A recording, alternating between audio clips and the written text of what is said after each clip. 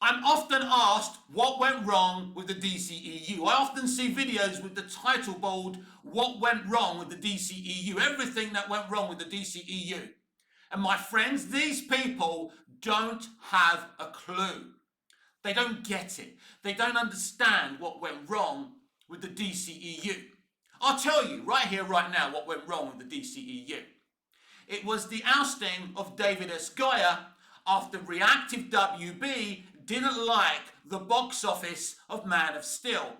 670 million global take home is very, very solid and very, very good, my friends. But it wasn't enough for WB. They wanted to bring around $1 billion on the first attempt of trying. It was the ousting of David S. Goyer, and then Christopher Nolan, his partner and friend, followed him. As you remember, Man of Steel had the syncopy logo all over it, Christopher Nolan's production company. That logo wasn't on any other DCEU movie. And there, my friends, is the reason the DCEU became a crap hole. Welcome back to Movies TV Mad. I'm Mick, your host with the most. Just ask your girlfriends and your wives. You can follow me on X, Twitter, at Movies TV Mad, and on Instagram and on Threads at Movies TV Mad. X on TikTok, Mad Mickey's World, and on Snapchat, BMouth60 Mick, your host with the most. Check me out on all of those platforms if you want. A very warm welcome to Tuesday's edition of the DCEU Daily. And welcome back to my series of videos, the history of Superman in movies and television. And of course today we are talking about Man of Steel. So that's what went wrong with the DCEU. The ousting of David Goyer and Christopher Nolan following him. In a way, I wish that Christopher Nolan was more involved in terms of the story.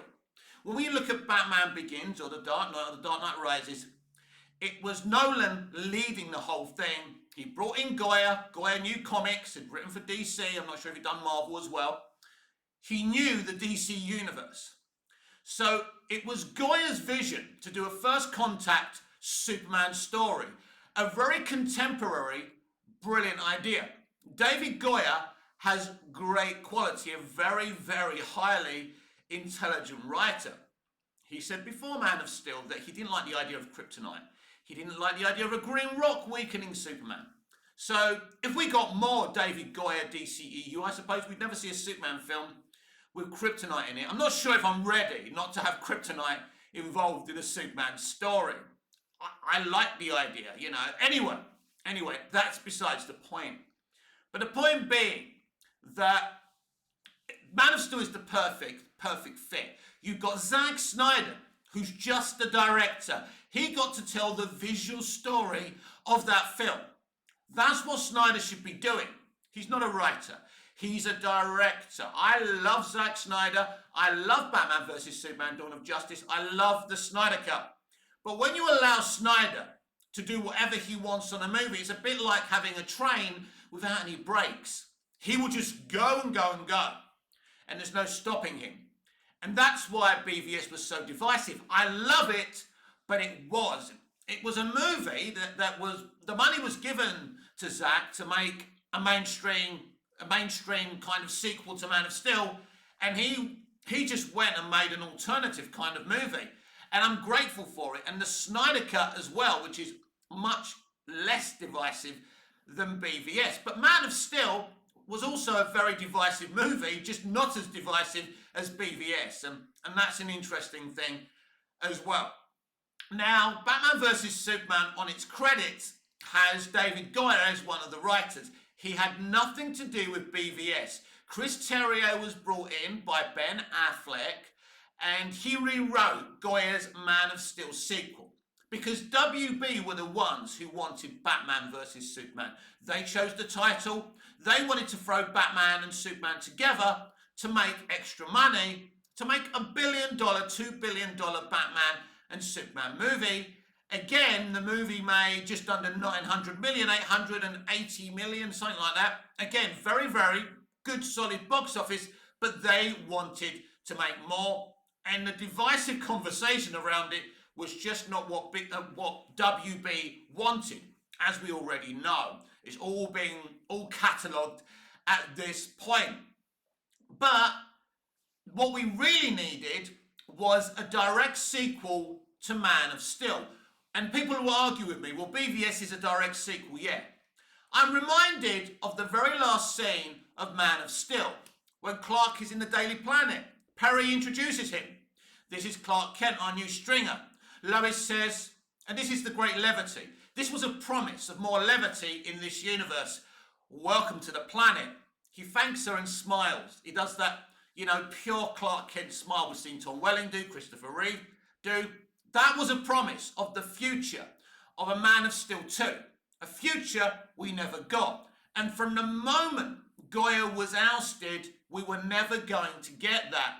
We went from welcome to the planet, thank you very much, Lois, to Superman being very stern and very unhappy in Batman vs Superman Dawn of Justice. It's not my aim to criticise that movie, but the end of Man of Steel promised something with a bit more levity in the Daily Planet. Now, my idea for a Man of Steel trilogy was this, and I've mentioned this on my platforms many, many times. Man of Steel would remain basically how it was, apart from the fact that Zod would not be killed. Basically, Superman and the Kryptonians would be banished by the United Nations into the Phantom Zone. At the end, in the post-credit scene, we'd see Brainiac approaching the Earth. In the sequel of Man of Steel, Brainiac invades the Earth while Zod, Superman and the Kryptonians are banished in the Phantom Zone. And what happens is Zod and the Kryptonians and Superman start to, they bond. And Zod tells Superman about the close friendship he had with Jor-El. And their arc is that Zod really wants Superman to forgive him for killing Jor-El. And Superman's all, well, you did it now. I can't forgive you for doing that. And so that's the arc of the movie. So what happens is they find a way off of the Phantom Zone, and Superman and Faora and Zod and the human beings. Chris Maloney would be there as the Colonel or whoever he played, and they'd all come back and they would fight Brainiac. And there would be a little bond between Faora and Superman as well. Maybe there's something going on there, but, they're not too sure. And, of course, he's got it, he kissed Lois at the end of Man of Steel and all of that, and all of that jazz. Anyway, so they come back, they fight Brainiac, and Brainiac kills Zod. A very compelling, sad moment. He sacrifices himself. Superman holds him by the hand and says, I forgive you. So, by the end of the second movie, Superman is then banished into the bottled candle, because Brainiac's bottled a bunch of worlds, right? In the third movie, he meets Supergirl, and him and Supergirl find a way off of Kandor, and they unshrink all the planets, and they defeat Brainiac, and Superman at the end of the movie gets a Medal of Valor and is accepted by humanity. That's my kind of idea of what I would have done with a Man of Steel trilogy, and I think that would have been very, very interesting, even if I do say so myself. But make no mistake, the moment once Nolan and Goya are not involved anymore, the writers of the Dark Knight trilogy, the writers of the Dark Knight, Batman Begins is one of my favourite Batman movies, one of my favourite comic book movie origin movies. It was amazing, it was emotional. In a way, I was a little bit disappointed that Man of Steel didn't take exactly the same aesthetic as Batman Begins, but the stuff they did, the character work they did with Clark was very, very interesting. And again, this was David Goya's vision. It wasn't really a vehicle that Christopher Nolan was leading. And I do wonder what a Man of Steel movie would have been like directed by Christopher Nolan. Christopher Nolan got into this game because of Dick Donner and Superman 78. One of the things with Man of Steel is it tries really hard not to be Superman 78. It's a very, very bold effort to not be Superman 78. And I mean, you've got to give it kudos. You've got to you've got to give Nolan and Goyer and Snyder, credit for having the cojones, for not repeating, not tickling people under the chin. It is basically the ultimate contemporary Superman movie. And as Chris Gore the other day said on Nerdrodic, it's really aged so well. In fact, you could argue that the film hasn't aged at all. Man of Steel is timeless because its visuals and the way Snyder directed it are before its time, right? And even now, when you look at the visuals, they're better than most visuals we see in films today. It is an amazing film.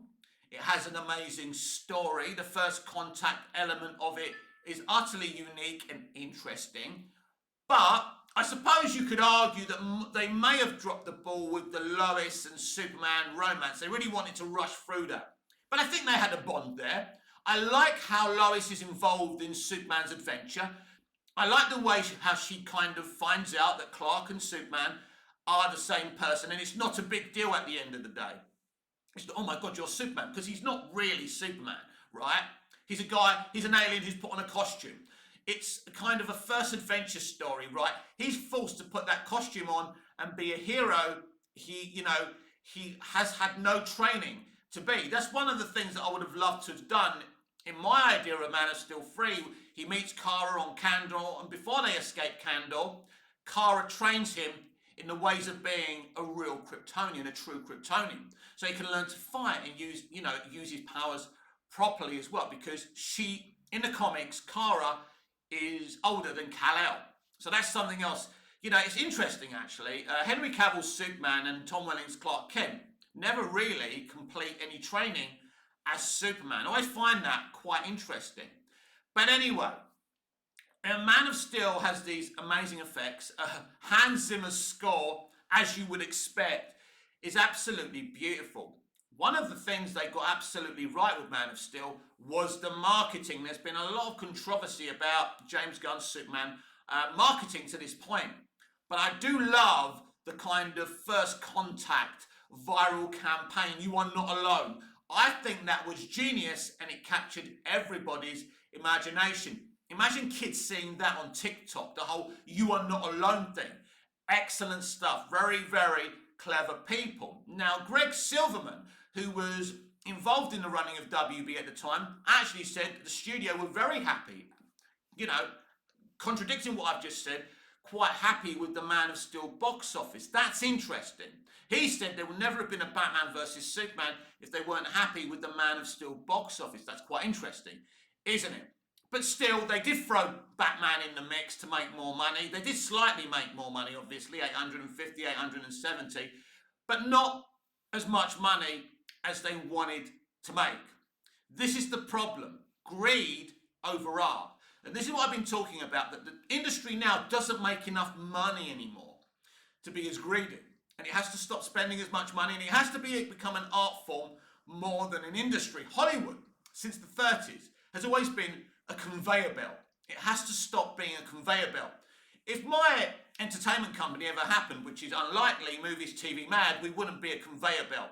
We would make one movie at a time, and we'd take our time. We'd take as long as we have to take to make one movie. So if we were making Saving Judy Garland or my silent movie, Human Nature, if we had to take 3 years making it, then we take 3 years making it. Doesn't matter, as long as you make something that the audience and you are happy with. And that's the whole idea of filmmaking. But when Hollywood was a conveyor belt back in the 30s, and when things were good, they still were making great shit on that conveyor belt. And for me, Man of Steel is a great Superman movie. It truly is. It's the opposite of Superman 78. Superman 78 is a product of its time. Man of Steel is a product of its time. And it's interesting that Man of Steel is Henry Cavill's favourite movie, with himself as Superman within it. That's the direction he wanted to go in. Cavill wasn't as in love with what they did with his character in BVS, and wasn't as in love with what they did with his character in Justice League, but he really liked Man of Steel, and he's been battling ever since Man of Steel, to get a direct sequel. And regrettably, it doesn't look like that's ever gonna happen. But who knows? This is a very funny business, and the more desperate this studio gets, anything is possible.